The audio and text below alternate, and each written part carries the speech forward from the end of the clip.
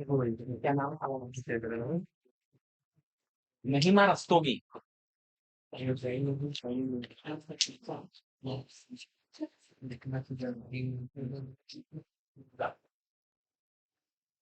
बैठ।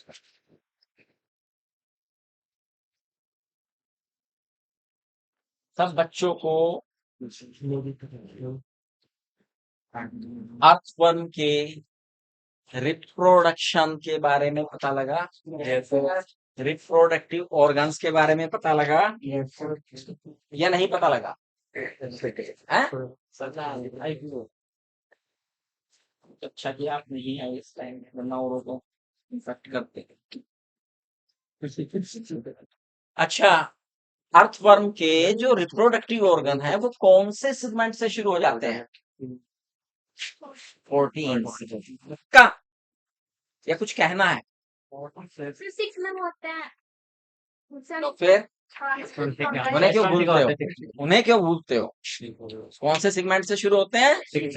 6th segment से शुरू हो जाते हैं, है ना?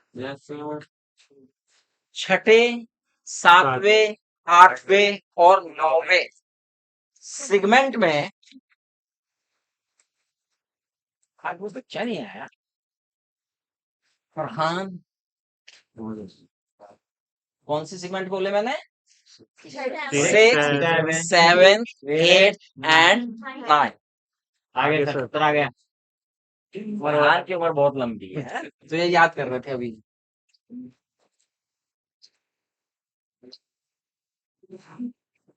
कौन से ऑर्गन, कौन से रिप्रोडक्टिव ऑर्गन प्रेजेंट होते हैं 6, 7, 8 और 9 सेगमेंट में? स्पर्म नहीं समझ का इस पर मत का स्पर्म थीका कौन होते हैं? शुक्र ग्राही, ग्राहिका ना कौन होते हैं? स्पर्म थीकी होते हैं। क्या ग्रहण करते हैं ये? स्पर्म ग्रहण करते हैं। क्या ग्रहण करते हैं? स्पर्म ग्रहण करते हैं। कहां से? सीलोम में से तैर के आते हैं स्पर्म।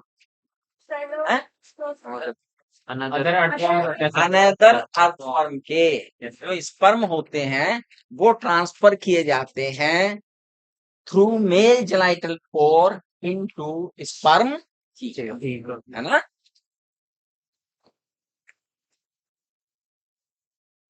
टेस्टिस कौन से सेगमेंट में प्रेजेंट होते हैं अर्थवर्म में? 10 और 11। कौन से में होते हैं? 10th और 11th में, है ना? का सेमाइनल, हाँ 2 पेयर हो गए। कितने पेयर होते हैं? 2 पेयर। सेमाइनल वेसिकल, सेमाइनल कौन से सेगमेंट में प्रेजेंट होती है? 11th एंड 12th में। वास डिफरेंशिया, अपर्चर और ओपनिंग कौन से सेगमेंट में प्रेजेंट होती है? 17 में ओपनिंग वास डिफरेंस, है ना? कि जो ओपनिंग है अलग अलग सेपरेटली, सेपरेटली कौन से सेगमेंट में होती है? सेपरेटली कहा है मैंने?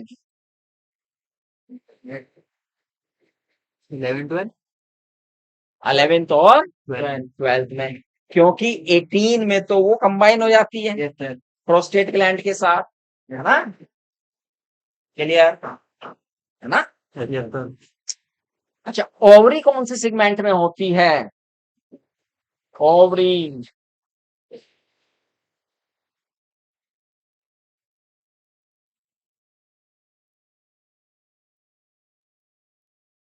Ovary of earthworm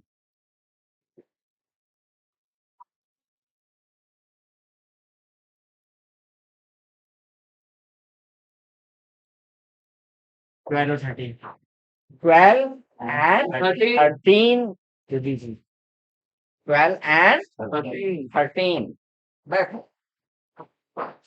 female genital form कहाँ होता है? 14 सेगमेंट में। ओवरी कितने पेयर होती है? One pair. तो फीमेल जेनाइटल फॉर्म भी कितने होते हैं?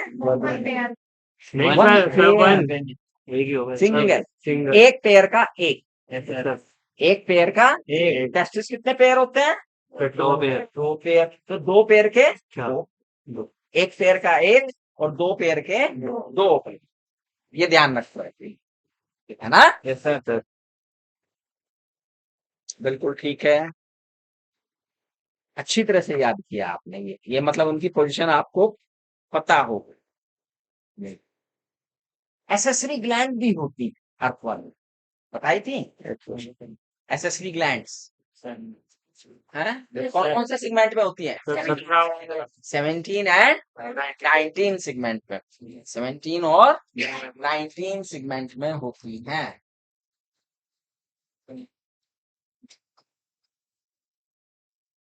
बेटे अर्थवर्म में कोकून कोकून की फॉर्मेशन जो होती है वो कौन से सेगमेंट में होती है? कि कौन से सेगमेंट से होती है?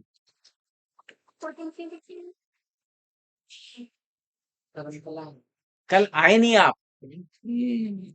फरहान तुम तो आए थे ना कल। कौन से सेगमेंट से होती है बेटा? सर 14 15 14 15 है। 16 क्लाइटेलम एरिया जो है वहां पे ग्लैंडुलर ग्लैंड्स होती हैं हैं? और वो ही जो है कोकून का निर्माण करती है। ठीक है। जब कुकोन जब कुकोन अर्थवर्म की बॉडी को लेफ्ट करता है तो कुकोन के अंदर क्या क्या होता है? हैं? ओवा ओवा और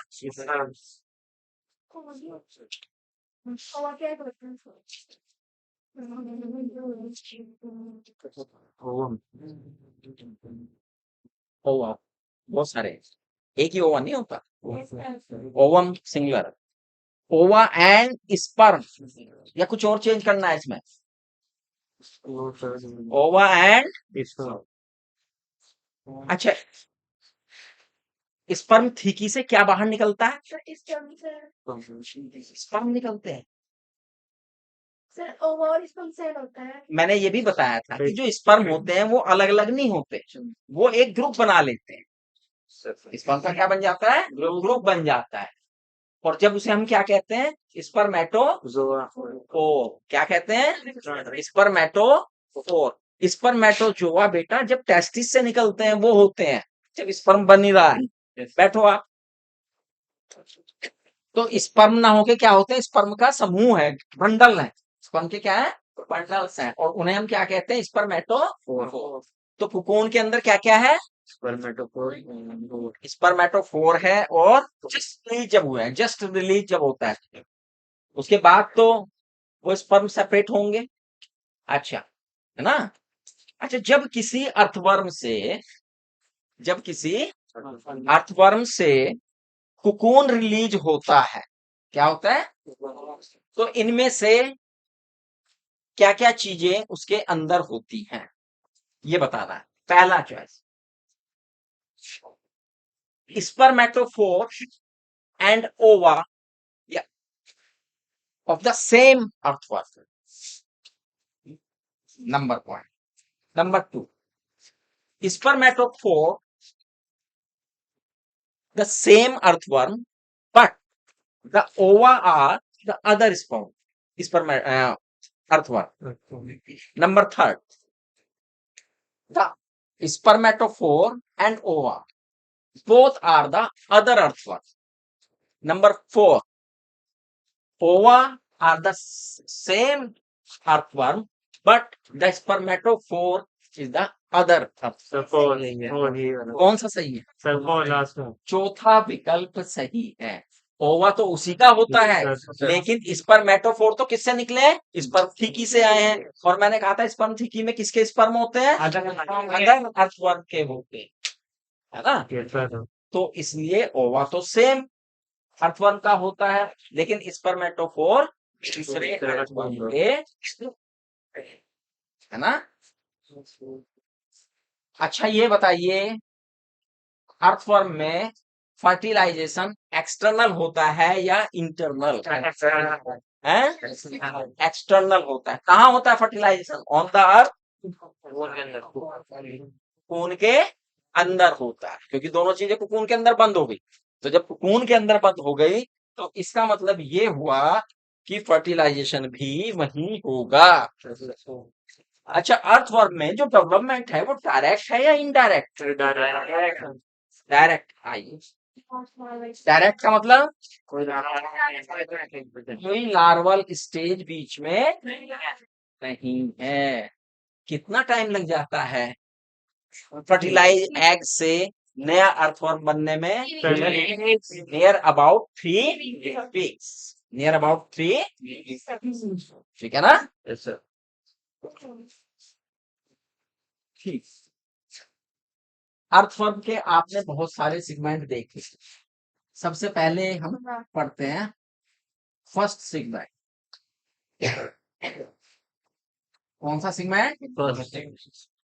पहला सेगमेंट। क्या खास बात है पहले सेगमेंट में, बताओ? पहले सेगमेंट में माउथ है। चलिए वो कंबाइन बता देना, है ना? और क्या खास बात है? और क्या खास बात है इसमें? सर इसमें पहले स्टोन है सर, एक कवरिंग है सर, क्लोज स्टोन है। वो माउथ के ऊपर है। वो माउथ के ऊपर एक और कवरिंग है जिसे हम क्या कहते हैं? स्पोमियम। और पहले सेगमेंट को क्या कहते हैं? स्पोमियम। क्या कहते हैं? ठीक है। इसके अलावा और क्या हो सकते हैं इसमें पहले सेगमेंट में? क्या डोर्सल ब्लड वेसल्स का कोई पार्ट हो सकता है? डोर्सल ब्लड वेसल्स का कोई पार्ट हो सकता है? डोर्सल ब्लड वेसल कहां से कहां तक होती है? सर फर्स्ट तो पार्ट होगा, यस सर। है ना? पकड़ के रखनी है बात।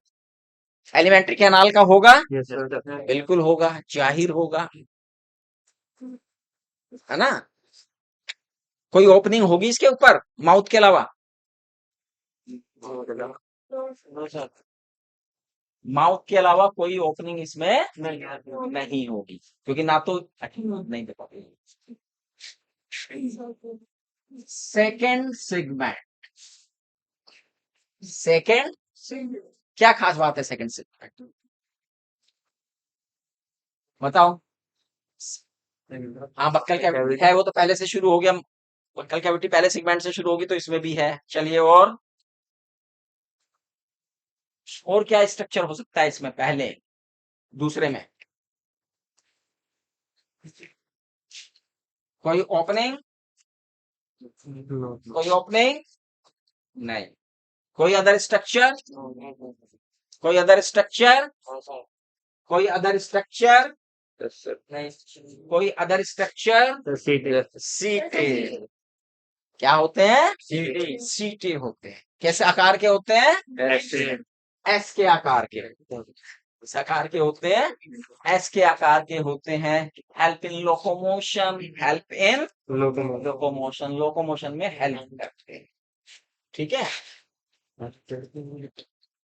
Third segment. कोई खास बात? थर्ड में खास बात बताओ। इंटेगुमेंट्री नेफ्रिडियोकोर स्टार्ट हो जाते हैं और बक्कल कैविटी कंप्लीट हो जाती है। बक्कल कैविटी क्या हो जाती है?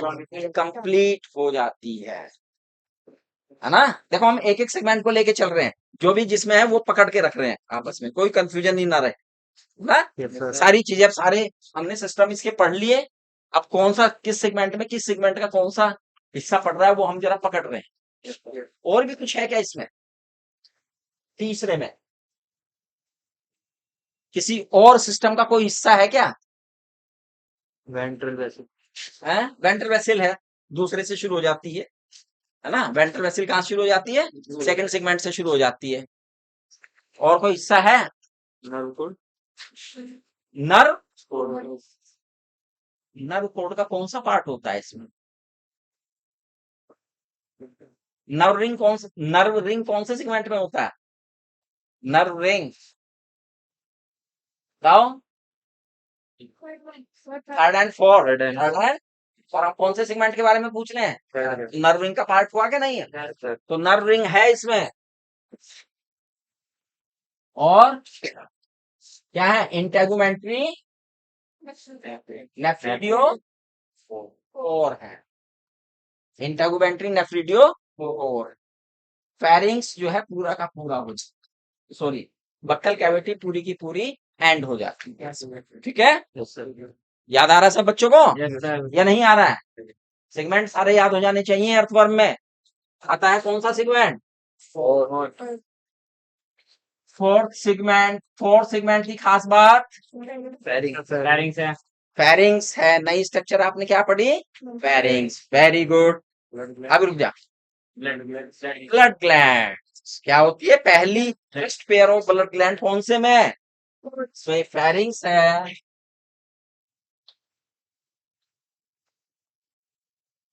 ब्लड ग्लैंड है और Pharyngeal. Pharyngeal. फेरिंजियल नेफ्रिडियो कोर भी आ गए।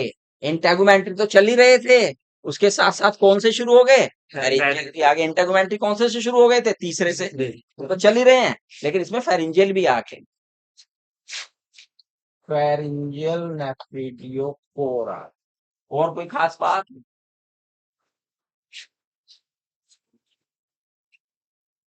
देखिए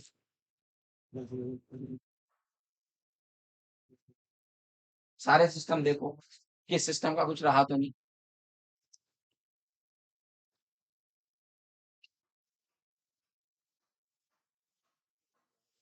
रहा तो नहीं किसी सिस्टम का कुछ? चेक कर लो।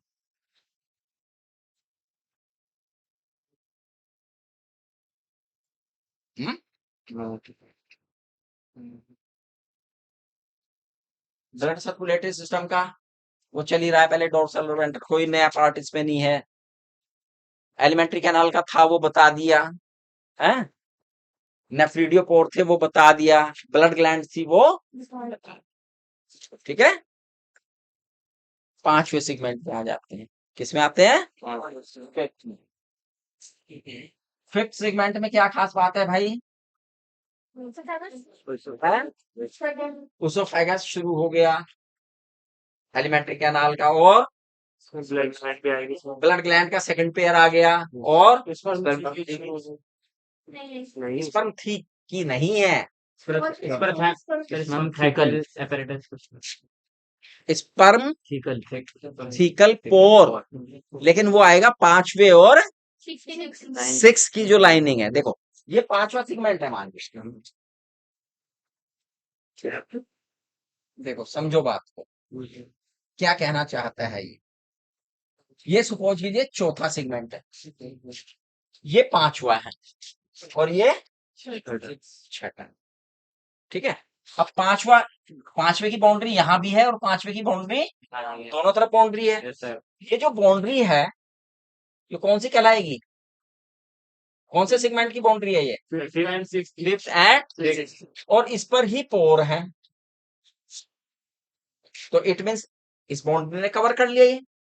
हाँ, इस बाउंड्री ने क्या कर लिया? Cover. तो फर्स्ट पेयर ऑफ स्पर्म थी की पोर प्रेजेंट हो जाएगा फिफ्थ एंड सिक्स सेगमेंट के बीच में, तो यानी फिफ्थ इन्वॉल्व होगी। और स्पर्म थी की कौन से में पड़ी है? ये पड़ी 6 में है, लेकिन इनकी पोर खुल वो रही है 5 और 6 की बाउंड्री पे। ठीक है ना? Yes, sir. और भी कुछ होता है? तीनों होगी। क्या आ गया? उसोफेगस आ गया, ब्लड ग्लैंड आ गई और स्पर्म थी की ओपनिंग आ गई फिफ्थ एंड नेफ्रिडियम कौन से नेफ्रिडिया? फेरिंजियल नेफ्रिडिया है ना, फेरिंजियल नेफ्रिडिया है। हाँ, इसमें एक चीज भूल गए थे आप, वो पहले बता दो, नर्व रिंग कंप्लीट हो जाता है इसमें, नर्व रिंग आके क्या हो जाता है, ये कंप्लीट हो जाता है फोर, है ना। चलो ठीक हो गया, फिफ्थ हो गया। सिक्स में बताओ जल्दी से, अब तुम अब तेजी के साथ बताओ, सिक्स में क्या क्या है? पहले एलिमेंट्री कैनाल पकड़ो, क्या है? इसोफेगस है, हैं? स्पर्म थी। देखो सबसे आसान तरीका क्या रहता है, सिस्टम से पकड़ो अगर ऐसे याद करना। हाँ भाई, सबसे पहले आपने देखा सीटी, इंटेगुमेंट्री कोई सिस्टम, हाँ भाई सीटी है, ठीक है। नंबर दो पे एलिमेंट्री कैनाल, क्या क्या पोर्शन है, इसोफेगस है, ठीक है। उसके बाद सर्कुलेटरी सिस्टम का कुछ है, चौथा पांचवा छठा, ब्लड ग्लैंड चौथा पांचवा छठा ब्लड ग्लैंड इसमें, ब्लड ग्लैंड है, आई। अच्छा, फिर उसके बाद पैरिंजियल नेफ्रिडियम और है। उसके बाद अब आओ रिप्रोडक्टिव पे, क्या है? स्पर्म थीका भी है, और छठे और सातवें पे स्पर्म थीका और भी आ जाएंगे, आ जाएंगे कि नहीं आ जाएंगे? इस तरह से पकड़ के चलोगे एक सिस्टम को बिठा के, तो थोड़ा आपको एक तरीका मिलेगा याद करने। सिक्स पे, सेवेंथ पे क्या है भाई? अच्छा, सेवेंथ पे बताओ क्या? उसोफेगस कंप्लीट हो गया, और बताओ, उसोफेगस कंप्लीट हो गया, और इसके अलावा है? हाँ हाँ, और भी है, फेरिंजियल नेफ्रिडिया भी है। फेरिंजियल नेफ्रिडिया भी होंगे। नो सर, फिर इंटरव्यू में इंटरमेंटल तो हो गए शुरू में, अब चलेंगे अब वो तो लास्ट तक चलेंगे। ब्लड का, ब्लड सर्कुलेशन का कोई हिस्सा है? हाँ, पहला लेटरल हार्ट कौन से सेगमेंट में होता है? मैंने कहा था पकड़ो एक एक करके, तो पहला लेटरल हार्ट तो सेवन सेगमेंट में ही बैठा है, फर्स्ट लेटरल हार्ट है ना, first pair of lateral heart सातवें में ही है ये, है ना, भूल गए इसे आप। और क्या है इसमें, और क्या है सातवें, और कुछ है, कोई ओपनिंग है, कोई ओपनिंग ना, और कोई ओपनिंग नहीं है।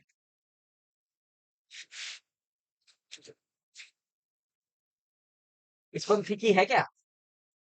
स्पर्म थी की है क्या? तो फिर बता क्यों नहीं रहे हो? स्पर्म थी की नहीं है? कौन से सेगमेंट में स्पर्म थी की? टोटल कहां से कहां तक स्पर्म थी की? 7 8 9। तो फिर स्पर्म थी की तो 6 7 8 9 में कर ही दो, है ना। अच्छा, 8 में बताओ, सेकंड लेटरल उसोफेजल हार्ट है क्या? नो सर, फर्स्ट, कुछ नहीं, 7 पहले और 9 में एक पेयर गया, पहले और 9 में पहला पेयर आया फर्स्ट में, यानी पेयर का पहला हार्ट आया इसका लेटरल का फर्स्ट में, 7 सेवेंथ में, और दूसरा किस में आएगा? 9। और लेटरल उसोफेजल हार्ट का पहला 12 में, दूसरा 13 में। याद रखने हैं ना, ये याद रहेंगे आपको, जो बार बार प्रैक्टिस कराओ, 3 4 बार तो मैं करा चुका हूँ आपको प्रैक्टिस यहीं पे, तो इसलिए याद रहेंगे आपको। चलो हार्ट हो गया। 8वें में, 9वें में क्या खास बात थी, हो गया। और भी कुछ खास बात है 9वें में? गिजार्ड होते हैं 8 में 9 में। 8वें और 9वें में गिजार्ड रिजल्ट है, 8वें और 9वें में। अच्छा, 9 से स्टमक स्टार्ट हो जाता है, और 9वें से स्टमक स्टार्ट हो गया, 9वें से क्या हो गया? स्टमक स्टार्ट हो गया, बिल्कुल ठीक। कोई ओपनिंग नहीं, ओपनिंग कोई नहीं। 10वें में लूप होते हैं एंटीरियर लूप 10वीं और 11वीं में Anterior एंटीरियर लूप होते हैं हार्ट के। 12वीं और 13वीं में हार्ट आर्टरी। 12वीं 13वीं में और भी कुछ होता है क्या? 12वां 13वां, पर फीमेल हाँ क्या? ओवरी कहाँ होती है? ओवरी भूल गए? ओवरी को इन छोटे छोटों के चक्कर में बड़ी चीज भूल गए। कहाँ होती है ओवरी? 12 एंड 13 में ओवरी होती है। 14 में क्या होता है? फीमेल जेनाइटल ओपनिंग होती है। सीटी होती है क्या 14 में? 14 सेगमेंट में सीटी सीटी होती है। सीटी होती है। सीटी होती है नहीं होती। सीटी कहाँ नहीं होती? पहले में नहीं होती, लास्ट में नहीं होती और क्लाइटेरियम में नहीं होती। तो 14 15 16 क्लाइटेरियम नहीं बनाते तो फिर कहाँ से आ गई सीटी? ध्यान रखना है, प्रेजेंस ऑफ माइंड को पकड़ के रखना है, भटकना नहीं है ना। चलो अथर्व, मैं समझ रहा हूँ आप लोग अच्छी तरह से अब जान गए। और भाई भाई मोटी मोटी लोग अर्थवर्म को आप अच्छी तरह से जान गए, उसके सेगमेंट को पहचान गए हो या नहीं? इसमें कोई प्रॉब्लम तो नहीं आएगी आपको? चलो फरहान कहाँ है बेटा? अर्थवर्म का जूलॉजिकल नेम क्या है? फरहान बोल रहा है या कोई और बोल रहा है?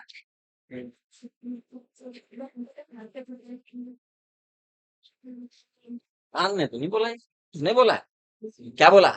फेरिटीमा posthuma. Indian earthworm. Indian earthworm कितने सेगमेंट होते हैं टोटल इंडियन अर्थवर्म में? 100 इंटू 120 सेगमेंट। 100 इंटू 120 सेगमेंट होते हैं। ठीक है, ठीक है। चलिए अर्थवर्म आपका कंप्लीट हो गया है। डिवीजन भी हमने इसका करा लिया। मोटी मोटी बातें जो हमें लग रहा था कि पूछ लेनी चाहिए वो हमने पूछ ली। अब नया हम शुरू करेंगे नहीं तो एक सेगमेंट के बाद एक अनसेगमेंटेड एनिमल पकड़ेंगे, है ना। वरना बच्चे क्या करते हैं कि थोड़ी मिक्सिंग कर जाते हैं। ये पढ़ा तो इसकी उसमें आने लगती है ना। तो हमने बीच में क्या रख दिया? एक अनसेगमेंटेड एनिमल रख दिया और उसका नाम क्या रखा है?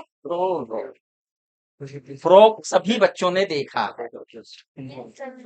Indian frog Rana Indian frog कौन है?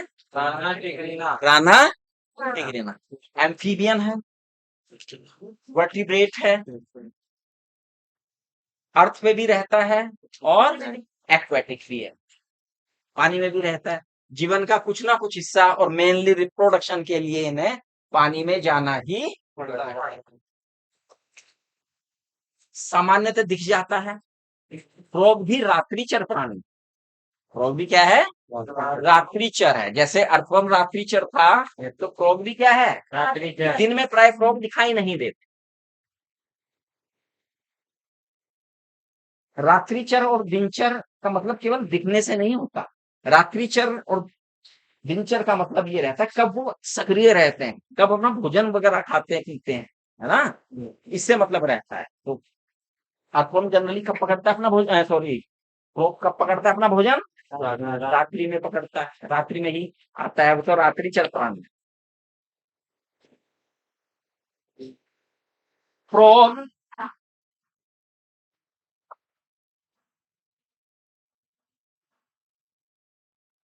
में एक खास बात होती है, आपने देखा होगा फ्रॉग में कि अगर फ्रॉग घास में बैठा हुआ है तो वो हरे रंग का हो जाता है। उसकी त्वचा का रंग कैसा हो जाता है? ग्रीन हो जाता है। अगर वो काले रंग की कीचड़ में है तो वो काले रंग में आ जाएगा। अगर ब्राउन कलर की कीचड़ में है तो ब्राउन का मतलब है थोड़ा सा वो मटमैली कीचड़ में है तो उसी रंग में आ जाएगा, है ना। तो यानी ये जो उसकी एबिलिटी है अपने आप को वातावरण के अनुसार उसके रंग में ढालने की, ये एबिलिटी कहलाती है कैमोफ्लेज। इसे क्या कहते हैं हम? कैमोफ्लेज। और त्वचा का रंग बदलने का जो सिस्टम है it is known as mimicry. क्या कहते हैं? मिमिक्री कर रहा है, उसकी नकल कर रहा है। तो इसकी नकल करता है वो जैसे वातावरण में रहता है ना। क्लियर हो गया?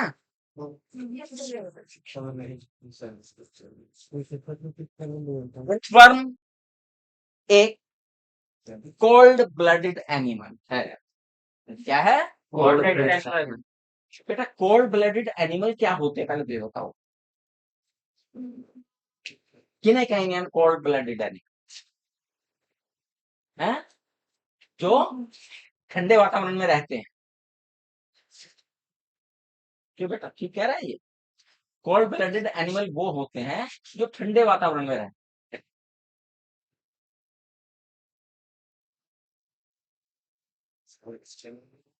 ज्यादा ठंडे में भी नहीं रहते तो कोल्ड ब्लडेड किसे कहा, फिर क्यों कह रहे हैं हम cold blooded animal?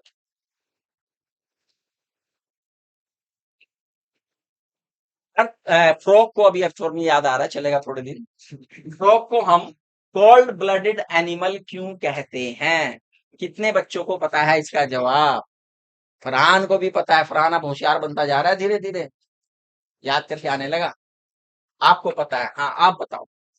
Sir body temperature इनका बॉडी टेम्परेचर कांस्टेंट नहीं है, it can be change according to their environment, और एटमॉस्फेयर के अनुसार इनका ताप बदलता रहता है ना। इसलिए उन्हें क्या कहते हैं? कोल्ड एनिमल कहते हैं। चलो मैं छोड़ दूंगा तुम्हें, अगर तुम ये बता दो कोल्ड ब्लडेड एनिमल के लिए हम कौन सी टर्म यूज करते हैं।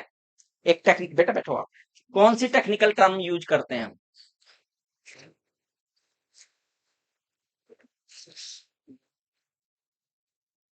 हाँ, The Poikilotherm.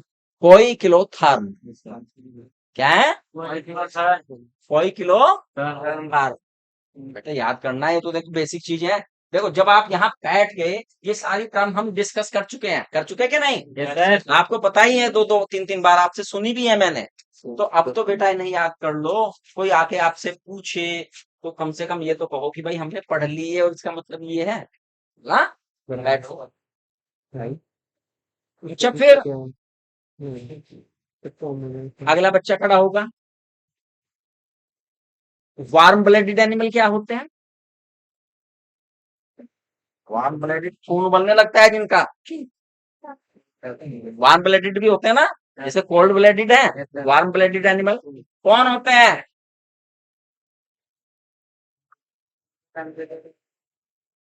जिनकी बॉडी का टेम्परेचर गर्मियों में गर्म और सर्दियों में ठंडा हो जाता है ना। तो इससे पहले वाले क्या थे? कोल्ड ब्लडेड में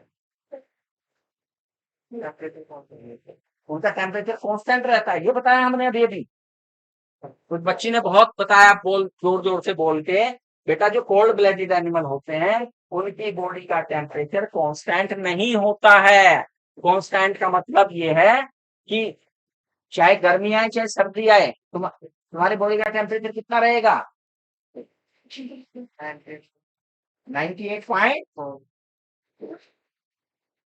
98.4 बता रहा है।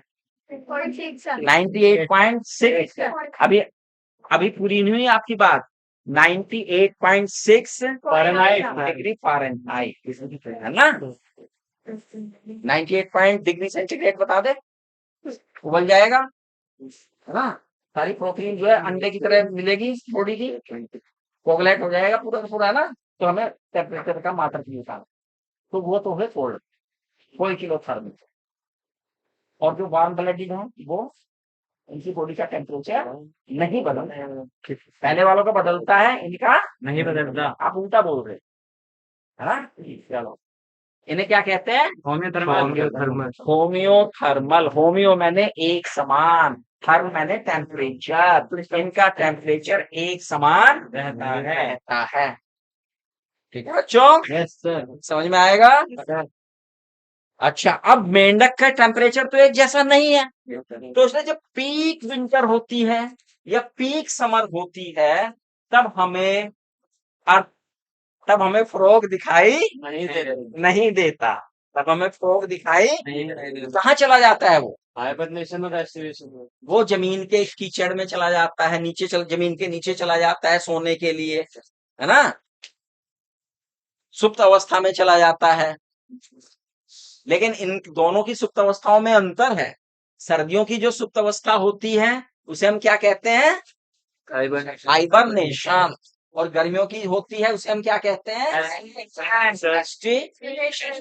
यहाँ नहीं है, हालांकि क्यों अलग अलग नाम दिए गए, इसमें अंतर होता है कि हाइबरनेशन में जब जा रहा है प्राणी और एस्टिवेशन में जब जा रहा है, क्योंकि एनवायरमेंटल कंडीशन एकदम ऑपोजिट है ना, तो इसलिए थोड़ा रहे। जब भी हाइबरनेशन में होगा फ्रॉग तो खाना तो खाएगा, खाना तो खाएगा नहीं, सांस लेगा या नहीं लेगा? हैं? सांस लेगा ना, सांस तो लेता है लेकिन भोजन ग्रहण, हाँ, लेकिन बॉडी को लगातार उसे एनर्जी मिलती रहती है, उसकी बॉडी में फैट बॉडीज होती है। क्या होती है? फैट बॉडीज होती हैं। अभी जब चित्र देखेंगे तो किडनी के ऊपर आपको कुछ दिखाई देगा पीले पीले से निकले हुए आगे से जैसी संरचनाएं, फैट बॉडीज जो हैं दिख रही है, इनसे अपना भोजन लेता है जब वो हाइबरनेशन या एस्टिवेशन में होता है। ठीक है, चलिए अब उसकी पढ़ लेते हैं मॉर्फोलॉजी। अगर किसी फ्रॉग किसने देखा है? किसने फ्रॉग देखा है? इस बच्चे ने देखा है, सबने फ्रॉग देखा है, सब बच्चों ने फ्रॉग देखा है। किसने पकड़ा भी है क्या? किसी ने नहीं पकड़ा है।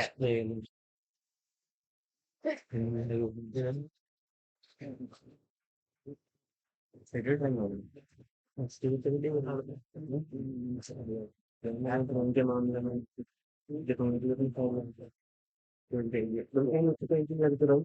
सर बिल्कुल रियल लग रहा है। डायग्राम डायग्राम अच्छा है, आराम से आर्टिस्ट वगैरह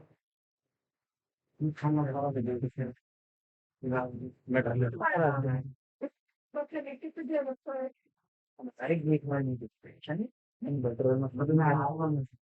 ये मान लीजिए एक फ्रॉग है ना, फ्रॉग है भाई ये, तो इसकी स्किन जो है बच्चों मॉइस्ट होती है। स्किन क्या होती है? मॉइस्ट होती है, चिपचिपी लगती है ना, क्योंकि लगातार म्यूकस ये सिक्रीट करता रहता है। इसके दो कारण हैं, दो फायदे होते हैं म्यूकस के। एक तो इसकी जो स्किन है वो मॉइस्ट रहती है, जो इसे हेल्प करती है किसमें? रेस्पिरेशन। दूसरा फायदा जानते हैं इसका क्या है? बताओ दूसरा फायदा क्या है? जब कोई पकड़ ले तो उससे जब कोई पकड़ता है तो इजिली ये स्लिप आउट हो जाता है ना, क्या हो जाता है? इसलिए मेंढक को पकड़ने की भी एक ट्रिक होती है।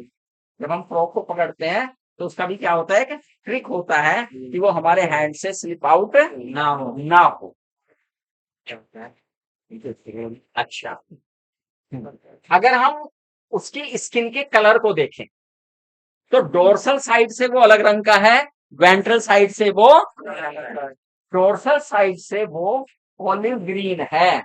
ये तो दिया अंग्रेजी में इसका रंग, और हिंदी में शायद धानी दे रखा है, जैतूनी दे रखा है, है धानी दे रखा है ना। हाँ, बस ये जरा ऑलिव ग्रीन पकड़ना, ऑलिव जो है जैतून को कहते हैं बेटा, और वो वास्तव में ऑलिव होता है। धानी शब्द ज्यादा बढ़िया शब्द नहीं है, धानी तो ऐसे ग्रे मेटल लगता है जैसे, है ना, लेकिन ये ऑलिव ग्रीन है ना। और जबकि अगर हम वेंट्रल साइड से देखें तो ये पेल येलो होता है। कैसा होता है? Pale yellow. ये कलर है इसके स्किन के। डोर्सल साइड से कैसा होता है? ऑलिव ग्रीन, और वेंट्रल साइड से पेल येलो। ठीक है, उसकी बॉडी पर डोर्सल साइड में डार्क कलर के पैचेस भी होते हैं। डार्क कलर के क्या होते हैं? पैचेस भी होते हैं।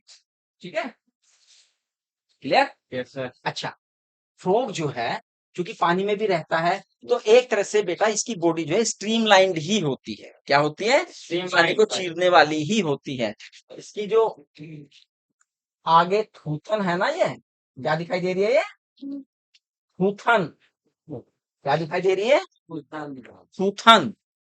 थूथन को क्या कहते हैं अंग्रेजी में? नहीं, देखो इसमें थूथन कहा, आपको मैं कहूंगा थोबड़ा, है ना? तो और पक्षियों में चोंच हो जाएगी। तो जो जो चोंच और थोबड़े के बीच की है, जो चोंच और थोबड़े के पेज के वो थूथन है, अगला एरिया जो है ना नॉस्ट्रिल। इसके ऊपर जो है एक छिद्र है दोनों तरफ, दैट इज नॉस्ट्रिल। क्या है? नॉस्ट्रिल है, सांस लेने का छिद्र है, सांस लेता है यहाँ से, ये हवा हवा लेके जाता है अंदर, हवा को अंदर लेके जाता है। फ्रॉग में भाई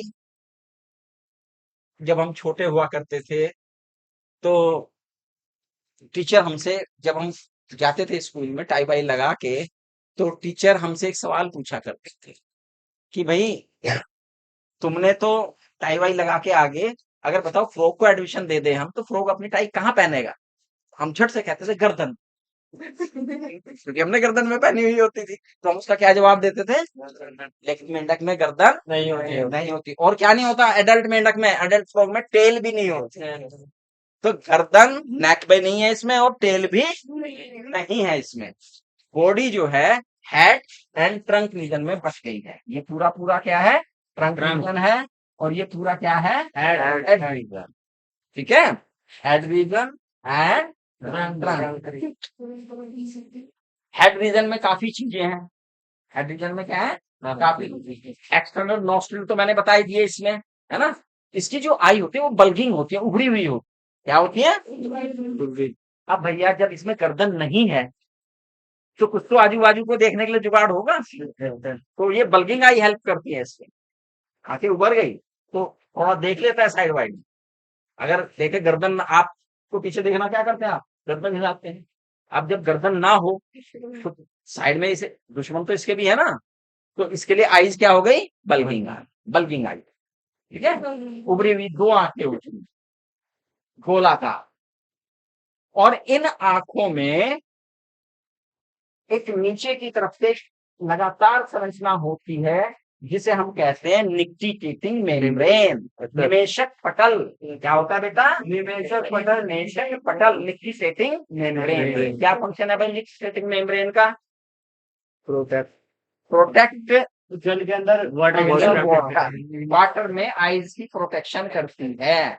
पानी आंख के अंदर ना चला जाए, पानी के साथ घुले हुए कुछ बैक्टीरिया आदि इसकी आंखों में ना चले जाए, उसके लिए क्या है? इसके ऊपर एक प्रोटेक्शन है। इसलिए इसे थर्ड क्या कहते हैं? थर्ड क्या कहते हैं? हमारे दो पलके होती है ना, कितनी होती है? दो पलके होती हैं। इसमें थर्ड तीसरी पल्क भी है। क्या है ये? तीसरी पल्क भी है। तीन पलके, इसे कभी कभी थर्ड पल्क भी कहा जाता है।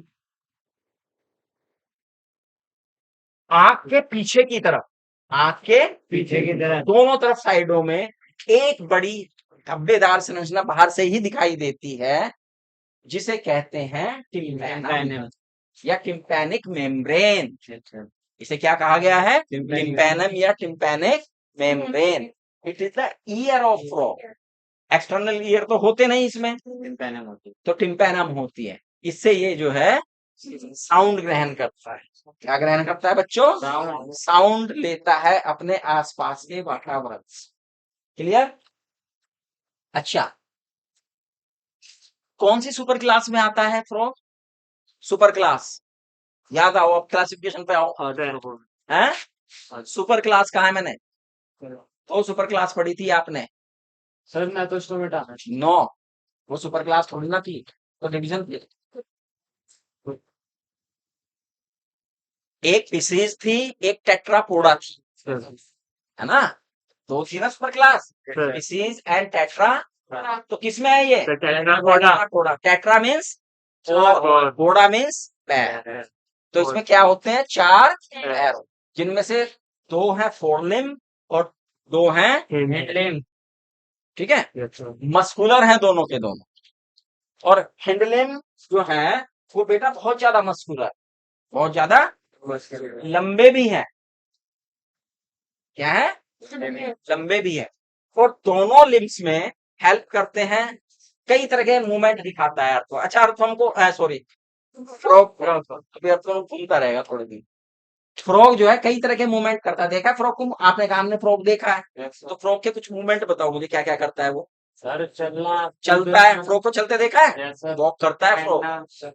दूसरा स्विमिंग करता है, तीसरा लैपिंग करता है ना, लैपिंग करता है। चौथा सर खोदने के लिए बोरोइंग करता है ना।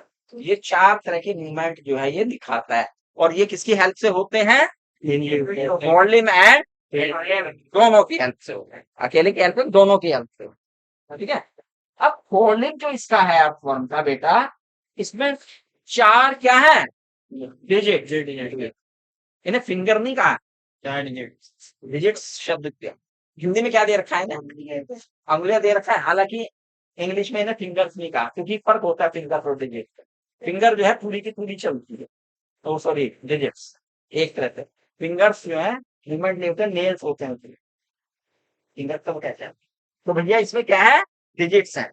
अगले में 4 और पिछले में 5, ये ध्यान रखना है। अगर बाद में कितनी उंगलियां होती हैं? 4, और पिछले में 5। आइए बताओ, फ्रॉग में कुल कितनी डिजिट्स होती हैं? 18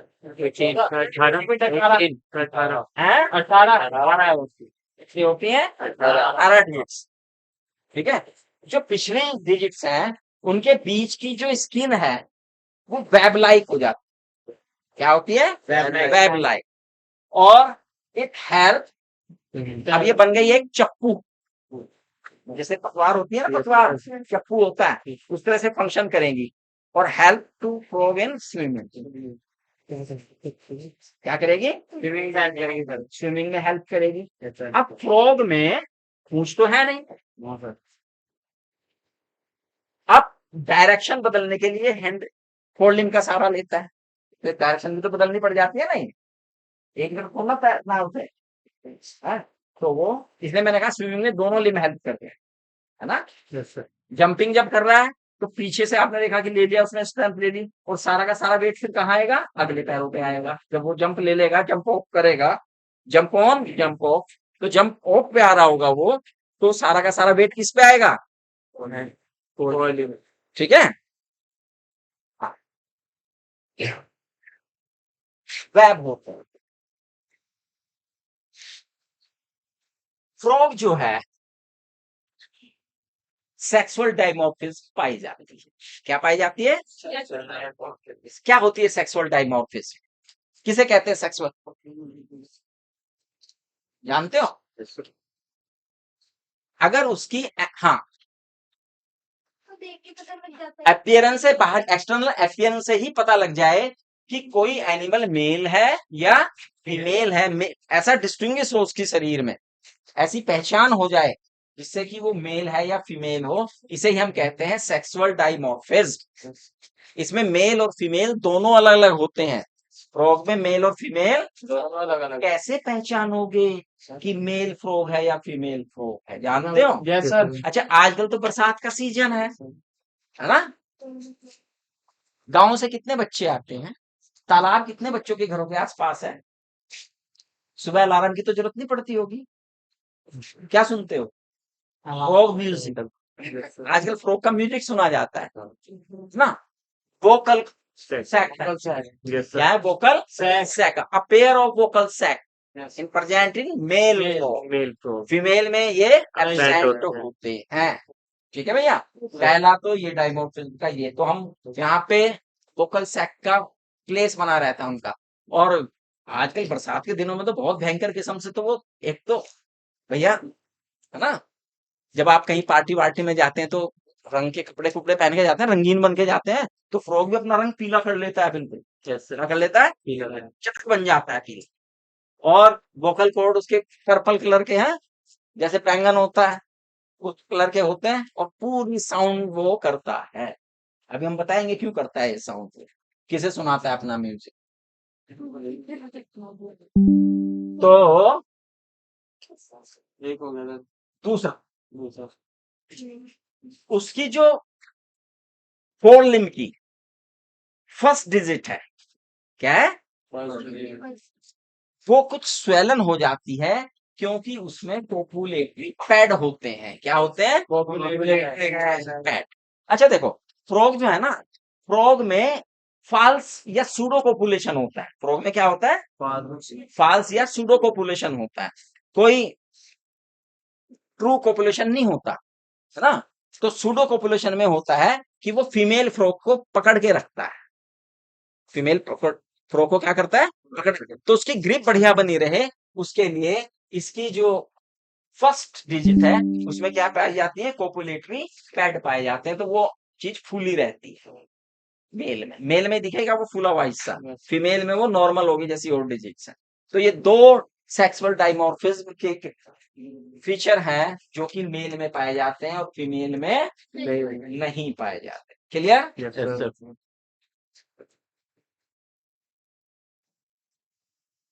चलिए, ये तो हुआ इसकी मॉर्फोलॉजी के बारे में। अब किसकी बात करें? एनाटॉमी। अंदर से कैसा है भाई? सिलोमेट एनिमल है, सिलोमेट है? तो इसके सारे ऑर्गन्स जो हैं बॉडी के अंदर, सारे ऑर्गन सिस्टम जो है सिलोम में रहते हैं। कुछ इसके सिस्टम हमें पढ़ने हैं, कुछ इसके सिस्टम हमें नहीं पढ़ने हैं, है ना? क्या क्या पढ़ना है भाई?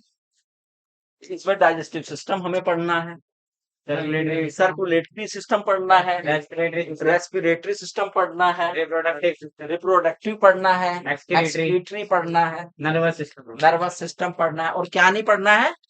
स्केलेटन सिस्टम नहीं पढ़ना है, मस्कुलर सिस्टम नहीं पढ़ना है, एंडोक्राइन सिस्टम नहीं पढ़ना है। ये हमें नहीं पढ़ते हैं, ठीक है? तो जितना हिस्सा हमें पढ़ना है उसका हम जिक्र करेंगे।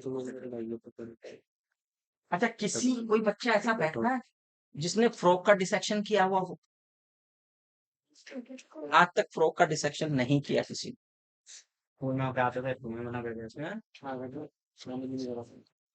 इंटर में कोई प्रैक्टिकल नहीं है तुम्हारे पास? बैन हो गया तो सर बैन कर दी। मेंढक की जगह फ्लावर का करा दिया था। हिबिस्कस से कराया था। ऐसा करा दिया। Yes, yes, yes. अच्छा, और बीएससी में क्या पोजीशन है? सर वहाँ लैगिंग चलती है। कुछ भी प्रैक्टिकल नहीं कराया है। कोई बात नहीं, चलिए ठीक है। सर आप करा दो। आपके कोर्स में डिसेक्शन प्रैक्टिकल नहीं है, थ्योरी है ठीक है ना? अगर भैया हम किसी एक फ्रॉक को ट्रे में डाल के डाइसेक्ट करें, जैसा कि पहले किया जाता था, फ्रॉक को डिसेक्शन करने के लिए, है ना, ट्रे में उसे अचेत करके लिटा दिया जाता, ठीक है?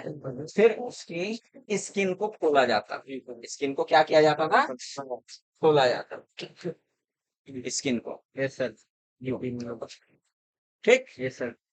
स्किन खुल गई, देखो ऐसे स्किन खुल गई ना, यस सर। फिर इसे फ्लैश करके पिन किया जाता है, पिन से पिन कर दिया जाता यस सर। है। अब आ गई बॉडी बॉल, यस सर। अब आ गई क्या है उसके नीचे? Body ball.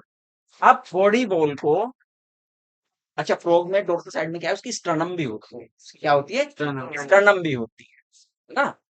तो फिर यहाँ से बहुत सावधानी से बॉडी बॉल को ऊपर उठाते हुए, क्योंकि इसमें ब्लड वेसल्स भी हैं तो दिख जाती हैं, तो उन्हें बचाते हुए एक कट और लगाया जाता है, एक कट और लगाया जाता है, फिर एक कट यूं और एक कट यूं करके यहाँ तक, बस आगे नहीं लेके जाते, यहाँ पे। और फिर इस बॉडी बॉल को यहाँ से धीरे से चिमटी से उठाया जाता है, स्कैपुला से थोड़ा थोड़ा इसे अलग किया जाता है, जो इसकी, क्योंकि वेन पड़ी हुई है इसकी पूरी की पूरी लंबाई में, यहाँ से लेके यहाँ तक क्या पड़ी हुई है? वेन। तो उस वेन को बचाते हुए इसको, बॉडी वाल को क्या कर देते हैं? ऊपर तक लेके जाते हैं। जब ये पहुंच जाती है ऊपर यहाँ पे, तो यहाँ पे तो हर्ट आ गया इसका, और इसे थोड़ा ऊपर तक लेके जाते हैं, वहां वेन खत्म हो जाती है, तो वहां से इसे काट के अलग कर दिया जाता है, वहां से काट के क्या कर देते हैं? अलग कर देते हैं। फिर इसे भी खोल दे, इसे भी क्या करते हैं? उसे खोलने के बाद उसके अंदर उसके इंटरनल ऑर्गन्स दिखाई देने लगते हैं। क्या दिखाई देने लगते हैं? इंटरनल ऑर्गन्स दिखाई देने लगते हैं। क्या क्या दिखाई देता है उसमें? एलिमेंट्री के नाम हमें दिखाई देता है फ्रॉग में, अगर हम देखें खोल के तो सारे ऑर्गन दिखाई देंगे भाई। तो खुल गया पूरा का पूरा है, ये तो बहुत बड़ा जो है वो हो जाता है। क्या ये कहते हैं मेजर ऑपरेशन हो गए, तो ये यार, ये आ गया इसका क्या, लीवर आ गया, कौन आ गया, हार्ट भी दिखाई देगा यहीं पे दबा कुचला सा, लीवर है यहाँ पे दिखाई देगा इसका गॉल ब्लैडर, थोड़े से फेफड़े भी झांकते हुए नजर आ जाएंगे। यहाँ से अगर हम चलेंगे तो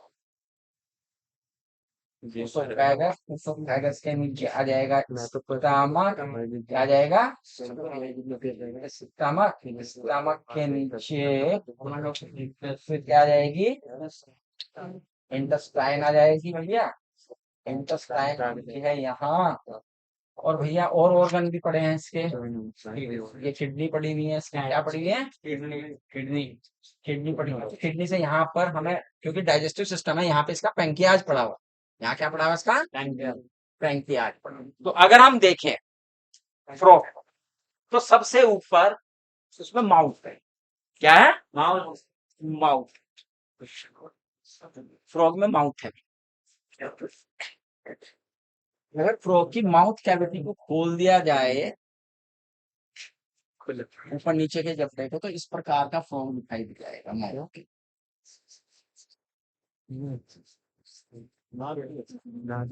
वोमेराइन टीथ होते हैं जो केवल शिकार को भागने से रोकते, शिकार को भागने से रोकते हैं। नहीं, तो नेवर बाइट, ठीक है। Yes sir. माउथ कैविटी है, माउथ कैविटी में उसकी क्या है, टंग है। टंग क्या है, बाई लोब, कितने लोब है, और आप अपनी टंग को देखो, क्या है आपकी टंग में, आपकी टंग पीछे से जुड़ी है और आगे से फ्री है। फ्रॉग में जस्ट इसका ऑपोजिट होता है, आगे से जुड़ी हो पीछे से फ्री हो। रोल ओके रोल मार, जब किसी इंसेक्ट को देखता है तो अपने टंग को बाहर फेंकता है और उसमें किसको लपेट लेता है, शिकार को लपेट लेता है, जो भी इंसेक्ट वगैरह है जिसे उसे खाना है। हाँ, फ्रॉग जो है, फ्रॉग की एलिमेंट्री कैनल स्मॉल होती है with respect to tadpole, tadpole की लंबी होती है, फ्रॉग की क्या होती है, स्मॉल होती है। क्यों होती है फ्रॉग की स्मॉल, एनसीईआरटी में लिखी है बात। फ्रॉग एक कार्निवोर, एडल्ट फ्रॉग क्या है, कार्निवोरस है।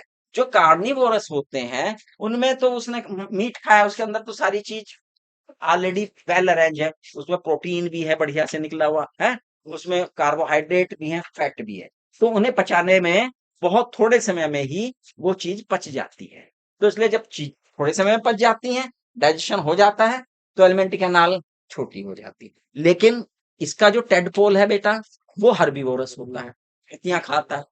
हर्बीवोरस में जो हर्ब्स हैं उसके अंदर से मटेरियल को निकालने में ज्यादा समय लगता है, ज्यादा समय देने के लिए आपको एक लंबे प्रोसीजर से जानना पड़ता है। तो एलिमेंट्री कैनाल क्या होती है, लंबी। तो एडल्ट फ्रॉग में उसकी इंटेस्टाइन स्मॉल क्यों होती है, ये बात आपको पता लगी। Yes sir. ये याद रखने वाली बात है, इस पे क्वेश्चन आते हैं। एक कॉज दे देता है कि भाई उसकी ये, और उसका कॉज देता है कि भाई ये दोनों सही है, स्टेटमेंट सही है, कॉज गलत है, कॉज सही है, स्टेटमेंट गलत है, कुछ इस तरह से बना के क्वेश्चन बनाता है। फिर आपको पकड़ना होता है कि उसने क्या कर रहा है, वो क्या चाहता है, ठीक है। तो भैया टैडपोल मतलब लारो, टेडपोल, टेडपोल फ्रॉग का जो लार्वा होता है वो टेडपोल। अब बक्कल कैविटी होगी, बक्कल कैविटी किसमें खुलेगी, फेरिंग्स में। ऑर्गन वही है जो हमारे, उसोफेगस छोटा सा है, और इसोफेगस किसमें खुलेगा, किसमें खुलेगा, स्टमक में। स्टमक पीछे की तरफ जाके खुल जाएगा, किसमें, इंटेस्टाइन। इसमें भी स्मॉल इंटेस्टाइन और लार्ज इंटेस्टाइन दोनों होती हैं।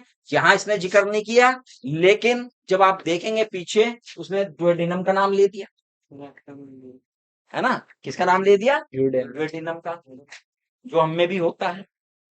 इसमें जेजुनम भी होता है, इलियम भी होता है, ऐसे, ठीक है।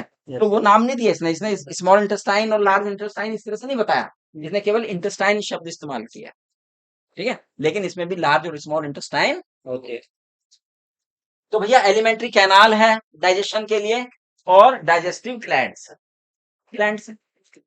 ठीक।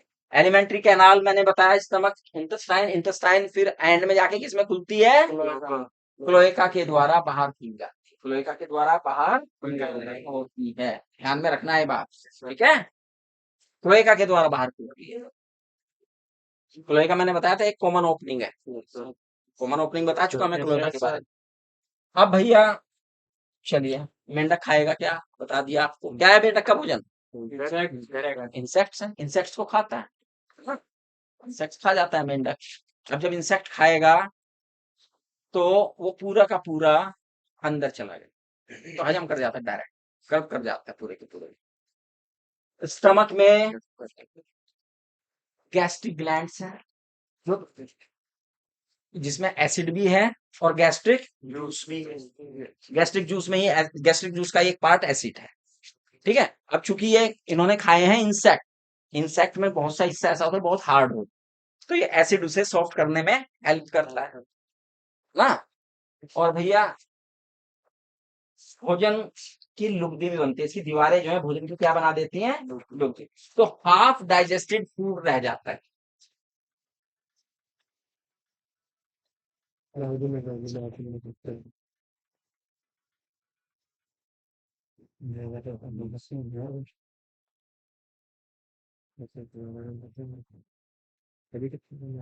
उसे क्या कहते हैं, काइम। जो सेमी डाइजेस्टेड फूड होता है उसे हम क्या नाम देते हैं, काइम।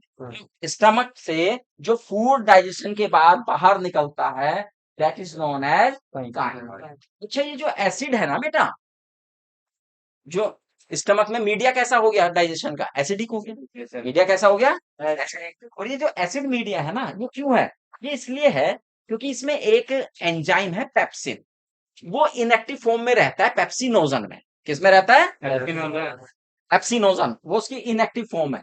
अगर वो एक्टिव फॉर्म होती उसकी तो क्या होता, वो तो प्रोटीन को ही पचाता रहता, एक्टिव फॉर्म में रहता तो जो भी है नहीं मिलता तो अमाशय की दीवार को ही पचा देता, वो भी तो प्रोटीन ही है भाई। जब मांस में प्रोटीन है तो दीवार भी तो प्रोटीन ही है, तो ऐसा नहीं कर पाता वो।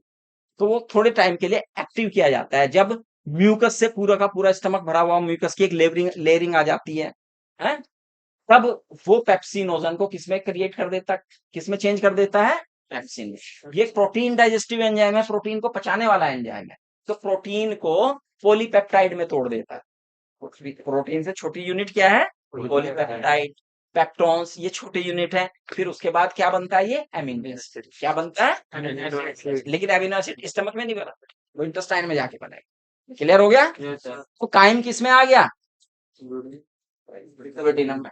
स्मॉल इंटेस्टाइन में आ गया। कहा गया, स्मॉल इंटेस्टाइन है बेटा, उसका जो डुओडेनम एरिया है वहां पर दो ग्लैंड, दो ग्लैंड से आने वाला सिक्रीशन जाता है। अब एक तो जो इसका लीवर है, क्या है, लीवर, वो सिक्रीट करता है बाइल जूस। लीवर क्या सिक्रीट करता है, बाइल जूस। और ये बाइल जूस स्टोर होता है कहाँ, गॉल ब्लैडर। तो गॉल ब्लैडर में बाइल जूस स्टोर होता है, ना कि क्रिएट होता है। पहला पॉइंट तो ये दिमाग में रखिए, ठीक है।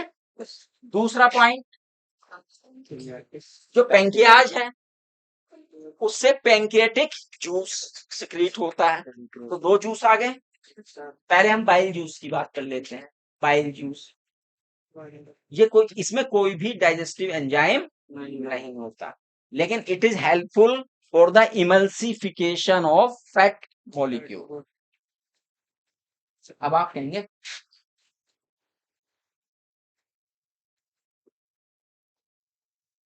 इमल्सिफिकेशन क्या होता है, क्वेश्चन आता है इमल्सिफिकेशन क्या है, अच्छा, और क्यों होता है, जरा इन दोनों बात देखो। जो फैट जो होती है अपने आप में पानी में इनसोल्यूबल, पानी में क्या है, इनसोल्यूबल। लेकिन जो फैट को डाइजेस्ट करने वाले एंजाइम है वो वाटर में सोल्यूबल है।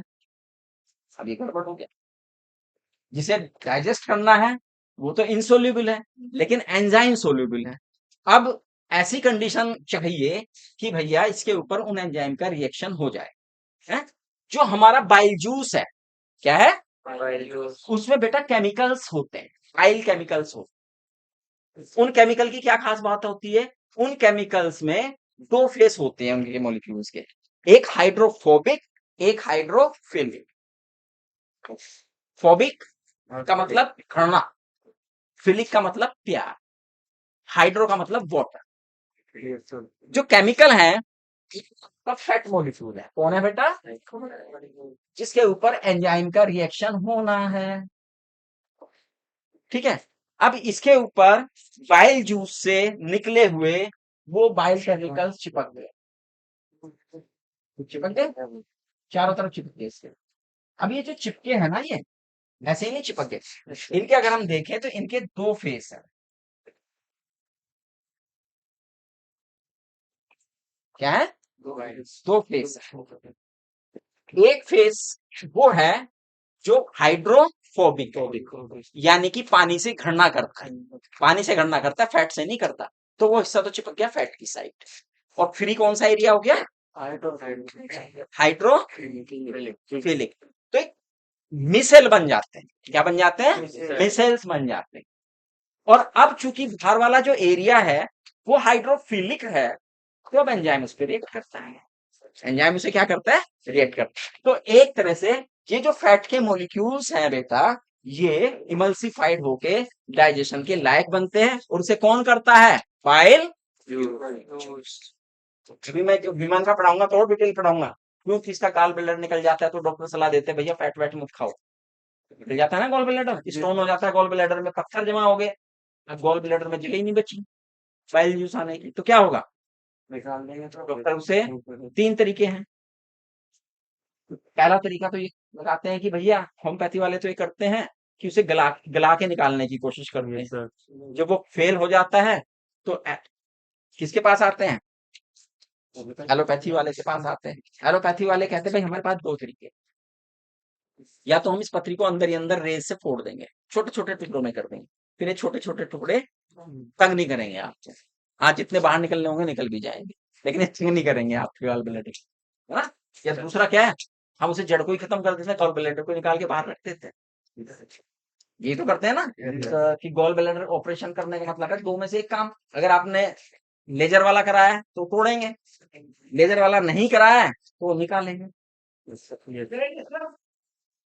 अब भैया जब ये गॉल ब्लैडर के अंदर बाइल जूस स्टोर ही नहीं होगा, और तुम भर भर के दावतों में पेल रहे पूरी ना, चिकन पेल रहे हो, हैं मटन पे हाथ साफ हो रहा है, मतलब मिठाइयां चल रही हैं पूरी की पूरी, दुनिया भर का फैट आपकी बॉडी में क्या हो गया? कंज्यूम होगा। अब वो फैट कैसे पचेगा जब तक उसका इमल्सिफिकेशन नहीं होगा? इमल्सिफिकेशन तो कौन करेगा? Bile juice.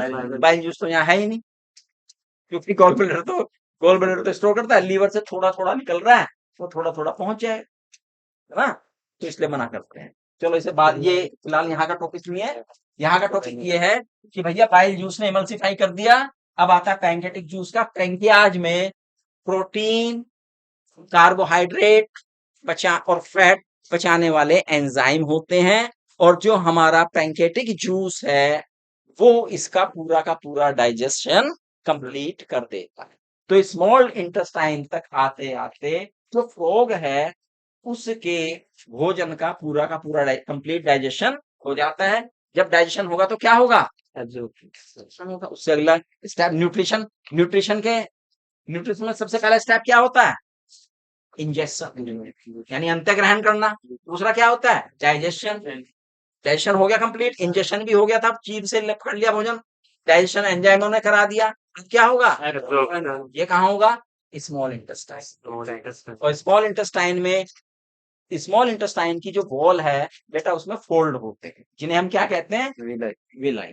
और इन विलाई के ऊपर जो सेल हैं कॉलमनर एपिथेलियम, उनकी भी जो प्लाज्मा मेम्ब्रेन है वो भी आगे फर्दर फोल्डेड है, उन्हें हम क्या कहते हैं? माइक्रोविलाई। तो विलाई और माइक्रोविलाई मिला के एब्जॉर्प्शन के एरिया को इतना ज्यादा बढ़ा देते हैं कि वो सारा का सारा जो डाइजेस्टिव फूड है, जो कॉम्प्लेक्स मॉलिक्यूल थे, जो फैट जिसने खाया था, जो एंड में फैटी एसिड और ग्लिसरीन में बदल चुका है, जितनी भी शुगर खाई थी जो ग्लूकोज में बदल चुकी है, जितना भी प्रोटीन उस इंसेक्ट के अंदर था वो एमिनो एसिड्स में बदल चुका है, वो ब्लड के द्वारा इन विलाई की हेल्प से ब्लड के अंदर भेज दिया जाता है। ये हो जाता है एब्जॉर्प्शन। जो अनडाइजेस्टेड फूड है, बेकार का फूड है, वो क्या आएगा? क्लोएका में आएगा, क्लोएकल एपर्चर के द्वारा शरीर से बाहर त्याग दिया जाएगा। इसे कहते हैं इजेक्शन। ठीक है, इसे क्या कहते हैं? इजेक्शन। क्लियर हो गया? तो ये हुआ डाइजेशन। क्या हो गया? Digestion complete. इसमें कोई बात समझ में ना आई हो तो पूछिए। नहीं मारेगी सर। कोई बात समझ में आई तो पूछो। फ्रॉग का फूड क्या है? कार्निवोरस है, इंसेक्टिवोरस है, या बोथ है? बोथ है। इंसेक्ट के अलावा और भी कुछ खा जाता है फ्रॉग कभी तो, है ना? तो कार्निवोरस है। फ्रॉग अपनी लाइफ, पूरी लाइफ टाइम में कार्निवोरस ही रहता है क्या? नहीं सर, है? सर नहीं। शुरू की प्रारंभिक एज है जो लार्वा स्टेज क्या है? Herbivorous। लार्वा स्टेज क्या है? Herbivorous। ठीक है। अच्छा,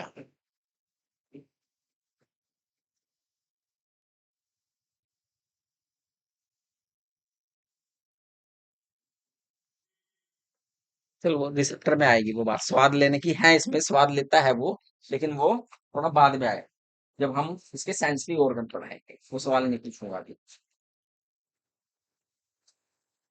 कंप्लीट होता है, इनकम्प्लीट होता है? एलिमेंट्री कैनाल इसका सर कंप्लीट। कंप्लीट होता है। क्या होता है? Complete। सब बच्चों को पता है कंप्लीट और इनकम्प्लीट? Yes sir. यस कोई ऐसा तो नहीं कंफ्यूज हो, कोई कंफ्यूजन हो किसी पॉइंट पे इसमें? नहीं, कंप्लीट ही होता है। ठीक है। ग्लैंड भी होती है, है ना? कौन सी ग्लैंड होती है? मेनली दो, लीवर और सेकंड वन है पैंक्रियास। पहला लीवर है और दूसरा क्या है? ठीक है। तो बच्चों बाकी कल करेंगे, है? तो आप इसे याद कर लें। अर्थवर्म मुझे लगता है आपको अच्छी तरह से याद हो गया। उसके सेगमेंट मैंने आज रिवाइज कराए तो आपने बढ़िया रेस्पॉन्स दिया, खुश हुआ मैं ये जान के कि आपको, है ना, याद करने लगे हो। लेकिन एक और काम मैंने आपको दे रखा है याद करने, कौन सा? हाँ, वो मैं भूलने का वाला नहीं, कभी तो सोचे सर भूल जाएंगे, वो याद दिलाता रहूंगा। कितने हो गए आज? 11 हो गए। 8 की बढ़ोतरी हुई बस, कम हो रही है। स्कोर कम है आपका, बढ़ाओ इसे स्कोर, है ना? अच्छा, कितने ऐसे बच्चे जिन्होंने 50 तक याद कर लिए? 50 प्लस, वेरी गुड। 3 बच्चों के 50 प्लस याद हो गए, वेरी गुड। देखो 50 प्लस वाले आ गए, हैं? 11 पे अटके पड़े हैं। तो बढ़ाओ इसे, बढ़ाओ, है ना? हेल्प मिलेगी आपको। हेल्प जब मिलेगी तो कॉन्फिडेंस आ जाएगा आपके पास कि भैया हाँ इसने क्लासिफिकेशन वाले में से ये एनिमल पूछा है। तो आप ये नहीं करोगे यार ये कौन सा पूछ लिया इसने, आपको एकदम पता रहेगा ये कहाँ से पूछ लिया इसने, है ना? तो वो कैरेक्टर एकदम ही, क्योंकि मैंने बताया था कि क्लासिफिकेशन में कैरेक्टर मुश्किल नहीं है। कौन मुश्किल है? एग्जाम्पल मुश्किल है। एग्जाम्पल याद कर लिए तो कैरेक्टर अपने आप पता लग गया, पूरा लेसन हो जाएगा कंप्लीट, है ना? तो इन्हें करते रहो, रोज करो। कितने कर लिए आप? मेरे 30 हो गए सर, फिर उसके बाद तबीयत खराब हुई थी। हुआ नहीं। देखो जब आईफली होता है तो जो आपकी पॉकेट मनी होती है उससे अपने छोटे भाई बहन को पटाखे रखते हैं, उसे एक आधा चॉकलेट देते हैं, उसे कहते तू मुंह से बोलती रह या बोलता रह, मैं सुनता रहूंगा। सर सबसे छोटा मैं ही हूँ। तो भैया बड़े वाले से रिक्वेस्ट कर ले फिर। सर बड़े भाई जॉब पे जाते हैं। अच्छा, जॉब पे जाते हैं, चलो, चलो भाई। है ना? जब कभी आंख में गड़बड़ हो जाए, आंख से खुद नहीं देख बस सुन तो सकते हैं ना, तो दोनों में से एक काम कर दिया करो। चलो ठीक है, थैंक यू।